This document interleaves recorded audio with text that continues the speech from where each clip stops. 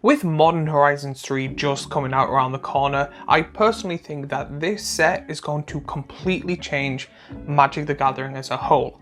Join me while I talk about Modern Horizons 3 and how it's going to change the game completely and reshape the entire Magic the Gathering kind of community as a whole. Stay tuned to learn all about all the changes that are coming in, the rules, the kind of new cards that are going to be coming out. Now, when as of recording this, not all the cards have been released, so there's probably additional add-ons for this video, but I'm going to be talking about how this set is going to change the game. But before I go any further, a word from our sponsor. The sponsor of this video is me. I have started an Etsy page where I'm going to try and be selling clothes that I've designed, thought would be funny, thought would be cool, thought would be amazing on people's bodies. So I literally spent maybe a month or two looking at different resources and stuff to come up with the nicest clothes I could possibly find, with the coolest designs that I have done myself, with stuff like playmats, hoodies, t-shirts. I'm going to try and do phone cases. They're harder than I thought, but I do think that it is a really good thing to actually put into. So if you would like to help me out or help the channel out, please go onto my Etsy. It will be linked down below and you'll be able to find very nice clothing and also be supporting the channel. So links down below, and also if there's any other designs, I will be putting on any of my social media, so please follow me there as well. Before this set is fully actually released and we know what the cards is, there is already a giant amount of cards that are already broken, that are really powerful, that are absolutely crazy with unique abilities, and I think that they're going to go even further beyond each year, because last year the Commander set that came out was quite broken, but not at this level. But there was a load of reprints in that, where these have very powerful new cards and also reprints. Each year I find when it comes to the expensive set of the year that they keep growing and growing, and the game keeps getting more and more difficult, and you're more likely to be able to be overpowered easier than a few years ago, especially now that they're focusing on Commander. It used to be one of those things where you could buy a deck and it would be a level like 4 or 5, and now you're able to buy like decks and they become 5s and 6s. Plus they already have the additional cards in the set that go really well with the deck to upgrade it already. You don't have to look for another set. For example, they're making an Eldrazi deck, but they're putting Urgen's Labyrinth in this set, which is perfect for that deck. One of the things I'm kind of not liking also about this set is that in other sets, if you wanted, we'll say, any of the Eldrazi Titans, you're able to get it, but you have to open a large amount of packs, and there's only really 1 or 2 versions of them. Now, when it comes to, we'll say, Emrakul, for example, all the artwork that I know of is released for Emrakul, but there is normal standard art in foil and non-foil. There is an old borderless art, foil and non-foil. There is etched foil. There's a full art, foil and non-foil, and then there is the licensed one with only 250 in the world. Now, when it came to the older versions, if you got a pack, you're either getting a foil or a non-foil Emrakul. Now they have etched, all border, this cool, beautiful full art, which I think I've heard people say that it was the original artwork made for Emrakul, and then they made a licensed version as well. Now I know there's only 250, but that's like 8 different artworks of the same card that does the same thing. And I'm finding it that they're going to keep adding on stuff, because they added in old border, and then that kept being in every single set, and then they added in etched, and that is now in every single set. So then they're going to add in, I don't know, we'll say like Galaxy foil, like they did in one of the secret layers, and maybe in a year or two you'll be able to get all these cards plus a chance to get Galaxy foil version. They just keep pretty much making more variations of the card, even though they do the same thing, but that's then you're more likely to get the card. So you're more likely to get the more overpowered card than you did a few years ago. Plus, that's not all. There is a possibility, I'm not saying that it's a guarantee, that in a few years or a few months they're going to do what they did with the Praetors. It used to be a big thing to have a Praetor because they used to be really powerful. Then they made 3 different versions of Praetors, which again is fine because of how they released them and stuff like that. But the Phyrexian Elishnorn was a big thing to have, and it was really highly priced. And then they released a secret layer where you could get the 5 original Praetors in Phyrexian. So they're probably going to be eventually doing the same thing with the Titans. So the Titans are currently, or were, very pricey. Then they released a different version or different art of them last year, and now they're releasing another version of the Titans. So again, we're going to get a possible secret layer of this. So it just seems to be the cards that people like would really want and really thrive to get. Now they just want the best art version of them.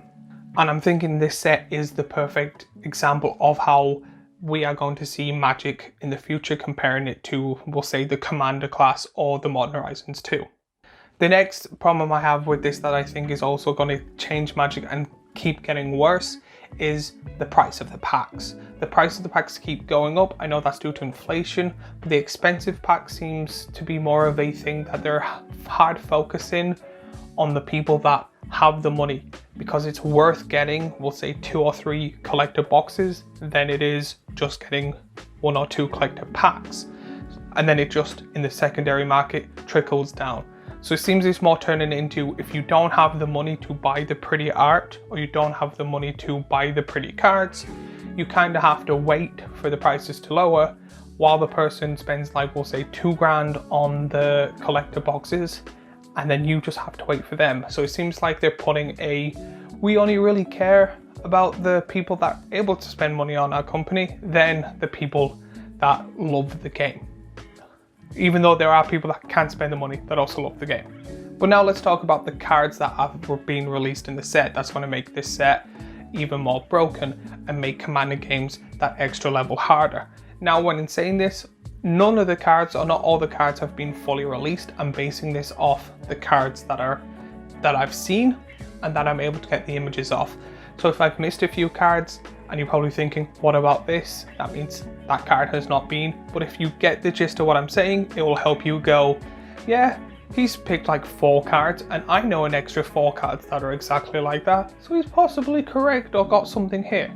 But I want to start off with probably the most obvious ones. Now, we know the Eldrazi Titans are very, very powerful.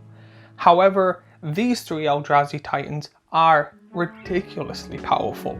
Like, the other ones were good or quite good colorless commanders.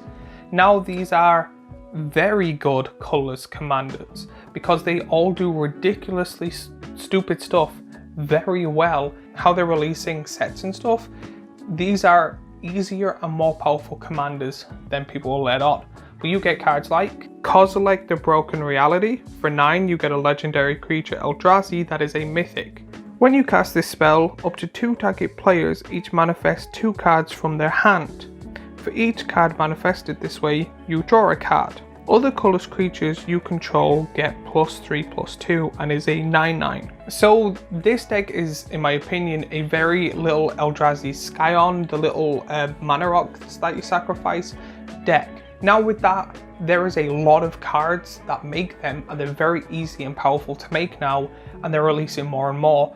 But the cool thing about this commander is, if you have a load of them, you sacrifice some of them, they're now not 0/1s, they're now all 3/3s. Plus all the mana you spent to be able to cast, if it's your commander or a card in the 99, you're getting a large amount of draw from this because you're getting pretty much 4 cards for playing this, and then you're getting rid of 2 cards from each of their hand. Now they're able to still play them.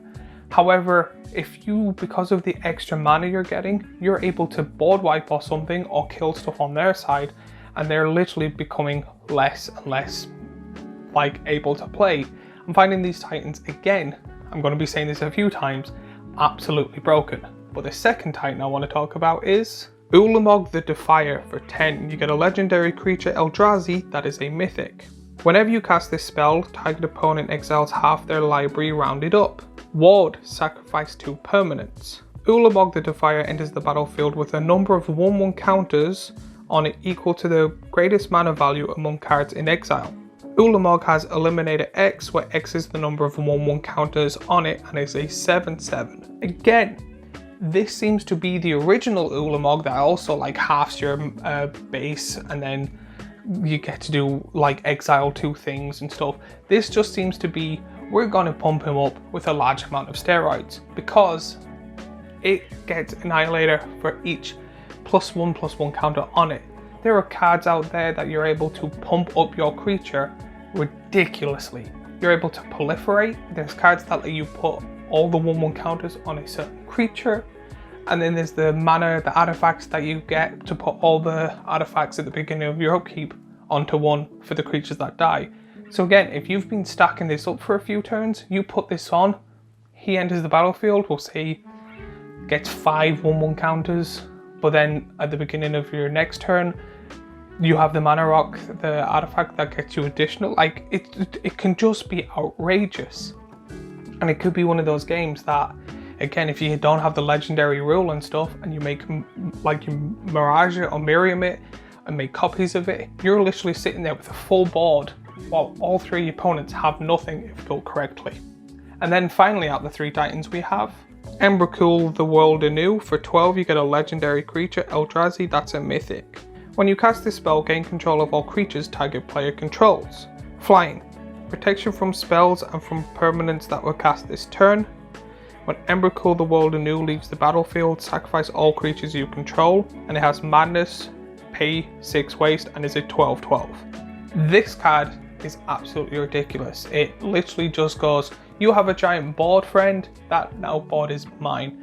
You have sack outlets, you're sacrificing their creatures for mana, or you're sacrificing their creatures to fling at people. It's absolutely a ridiculous and broken card. I actually find these 3, out of the 3 different titans that are out, these, in my personal opinion, are all stronger than the original 2, if that makes sense. Now usually when it sets out, I'm like, yeah, this is broken, this is powerful, that's fine, but they only ever really have like one certain section, or maybe 10 to 20 cards that are powerful, where this just seems to be majority of them are. Now in saying that, there's 3 cycles, which is cards that are the same that are in the Woober colors, that are really, really powerful. Usually you only get maybe 1 cycle, if that, possibly a good one and a okay one. This has 3 really good ones. You get the creatures that are able to flip into planeswalkers that are really good commanders that are a cycle of cards. So they are Ajani Nakatal Pride, Tamio Inquisitive Student, Soren of House Markov, Ral Monsoon Mage, Gris Various Lava. These are great as a commander and also great in the 99. I have made a video on these. I have a commander class where I talk about like stuff in commander and trying to help people. Again, I've talked about the Flipwalkers, and this was at the end of Flipwalkers. There is also a bunch of instants and 1 sorcery that are very powerful because they get to be cast for free if the circumstances are right. But even then, it seems to be really worth it. But you get cards like Flare of Fortitude, Flare of Denial, Flare of Malice, Flare of Duplication, Flare of Cultivation. And then that's not even all. We have the classic kind of mana rocks that are very known, that are, some of them are pricey, but the green one, and they are very powerful cards because they literally just cost 1 less for whatever color you have. They're all the medallions. They're very well known in Magic the Gathering, and they're all getting a reprint here with an alt art as well. But you get Pearl Medallion, Sapphire Medallion, Jet Medallion, Ruby Medallion, Emerald Medallion. But that's what I'm talking about when it comes to these sets. There are way too many cards already that are overpowered. This is one of the most powerful sets, if not the most powerful set in my opinion, when it comes to Magic the Gathering. Now in saying that, there's probably like a really, really old set that's now super broken, but I find that they seem to be up in the game each year. So whatever the expensive set is next year may be ridiculous than this. But there is a few personal favorites of mine that I would like to share that I think are quite good and very powerful cards. But you get Urchin's Alambrath, 6, Crick's Son of Yawgmoth, Toxic Deluge, Sowing Microspawn, a Phonymancer, Orum's Chant, Flag Titan of Fire's Fury, Necro Bloom, Echoes of Eternity, and Winter Moon. So even looking through this set now that I've gone over the majority of the cards, I decided to have a second look because I usually ignore the commons and uncommons because I have a load of them, and there's not many ones because they usually just seem to be mostly reprints or slight variations of cards I already have. Plus with packs and stuff, I'll end up getting majority of most of them, but I'm finding majority of even the commons and uncommons are very powerful. Like there's like Wormcoil, like Lava, like the baby version of it, which is just an uncommon version of that great card. But that card is absolutely amazing, that even the uncommon version is quite good for what it does. Now when it comes to this, I do personally think that I'm going to be completely fine. I'm one of those people that I do love the game in general, and I love seeing people doing the crazy ridiculous stuff, and I like doing it myself. So I personally will not be giving out, but I do see, or I will probably see maybe in a few months, people rather saying certain cards should be banned or cards being banned. I do see this set to have a lot of ban-worthy cards, or people going, I'm sick of this card. But it's one of those things where this is just my thoughts and opinions, that I do find this to be the most powerful set. I would love to hear your thoughts and opinions in the comments down below. It's one of those things where I can see people disagreeing with me, just being this is a normal expensive set. Because they're expensive, of course they're going to be more powerful. You're trying to get more like book for your buck. I can't remember how it said, but it's one of those things where I'm like, I would like to know why people may not think this is as powerful as I'm kind of saying it is, or if there's any cards that I've missed that you're like, this is way more powerful than you think. Let me know all of that in the comments down below. But it's one of those things where if there's any cards that you think are very powerful and you're interested in some of my other videos, I have a deck tech video on my vampire deck, which will be here. I have a playlist of Magic the Gathering videos I make here, and a subscribe button here, and I would love to see you in the next video.